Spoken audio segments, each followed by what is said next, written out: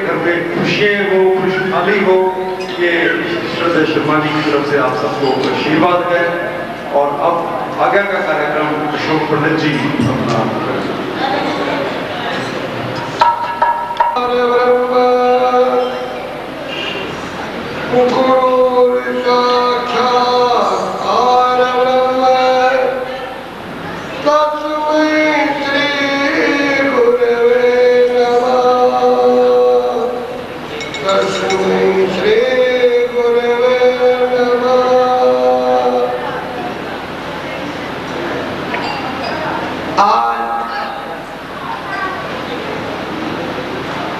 हमारे ठाकुर जी महाराज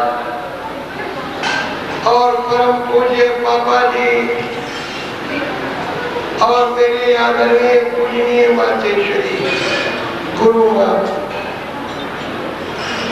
आज उनकी अपार कृपा है और ऐसी उनकी कृपा है कि आज उनके दरबार में अमृत की वर्षा सत्संग रूपी हो रहा है। और मैं तो इतना अपने हृदय में गदगद हूँ कि आज उनकी कृपा से ये सारी संगत कठुआ, जम्मू, राजौरी या जहाँ से हमारे ठाकुर परिवार के सत्संगी गुरु भाई बहन आए हुए हैं, दिल्ली से भी आए और दिल्ली के अपने शादी जी हैं और भाई बहन हैं, और अपने अपना ठाकुर परिवार और सभी आए हुए श्रद्धा भावना अपनी अपनी लेकर के आए हैं। अपने गुरुदेव की तरफ से सबों का तहे दिलों स्वागत करते हैं। देखिए,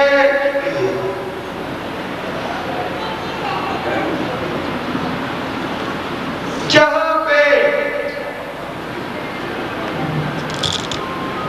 गुरु के दरबार लगता है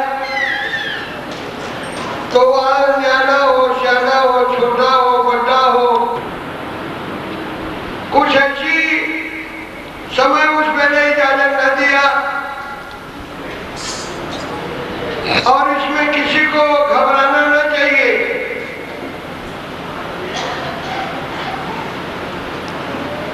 जिस तरह स्कूल में, कॉलेज में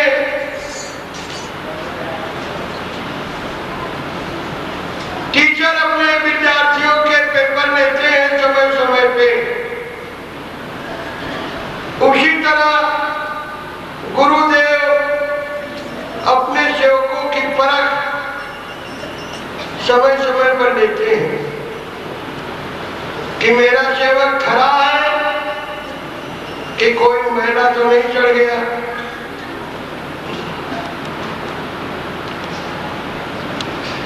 उसी तरह ये अपने पापा जी के मुखारबिंद की बात में बता रहा हूं आप लोगों को।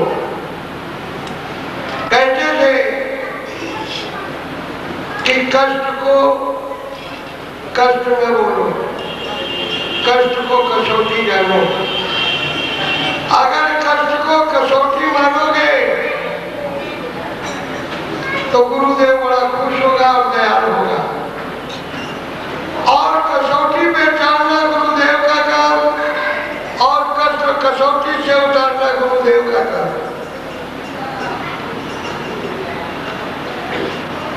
तो इसमें किसी मनुष्य को घबराना न चाहिए। बड़े बड़े देवी देवता, ब्रह्मा, बड़े बड़े सेवक संत, सबों की परीक्षाएं होती है। उसी तरह मनुष्य की भी होती है। रामायण में ऐसा है। और जो मनुष्य घबरा गया तो वो भी गुरुदेव के चरणों तक पहुंचता है। ऐसी बात की नहीं पहुंचे, गुरुदेव उसको भी उठाते हैं, लेकिन देखते हैं कि ये कितना बेचैन और अधीर हो रहा है। तो मैं सारी संगत को यही पापा जी के मुखारबिंद के वचन है ये कि सत्संग से कभी दूर नहीं होना चाहिए। सत्संग तुलसीदास जी रामायण में लिखते हैं, मानुष तन पावा असुर दुर्लभ ग्रंथ सब गावा। मनुष्य का तन देवताओं को भी दुर्लभ है। वो भी तरसते हैं कि अगर मनुष्य का तन लेकर के धरती पर अवतार होता तो क्या आनंद होता।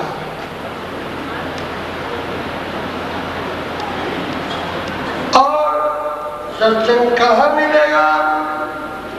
गुरुदेव के चरणों में। बिन सत्संग विवेक न होई, बिन सत्संग विवेक न होई, राम कृपा बिन सुलभ न सोई। राम कृपा बिन सुलभ न सोई। तो सत्संग कहाँ मिलता है? गुरुदेव के चरणों। अब साधन दान मोक्ष कर द्वारा अपने जीवन को साकार न बना पाया तो फिर उसको ऐसा सुनहरी मौका कब मिलेगा? मनुष्य के तन लिया, ठीक है, जो भी अच्छे मंदे जो भी कर्म किया अब तो समझ जा। तुलसीदास जी लिखते हैं रामायण में कि भाई अब तो समझ जाओ, कितने भी खरे खोटे काम जो भी हुए उनका पश्चाताप करो। और रामायण ये गवाह है, सत सुधाई सत्संगति पाए। तेरा वह दृष्टांत है, सत सुधाई सत्संगति पाए, अपारस करसी कुधास सुहाए। जब एक लोहा कुंदन बन सकता है तो क्या बंदे की जिंदगी में मनुष्य का तन नहीं साकार हो सकता? अवश्य हो सकता है। धरती पर तीनों लोक में जो कोई नहीं दे सकता वो गुरुदेव देता है। गुरुदेव का दर्जा इतना ऊंचा है, इतना महान है, इतना पावन है, इतना पवित्र है, जिसकी उपमा हमारे पास नहीं मिल रहा। इतना ऊंचा गुरुदेव का दर्जा है। किसी समय की बात है, टाइम तो लगेगा थोड़ा, 2 मिनट ज्यादा।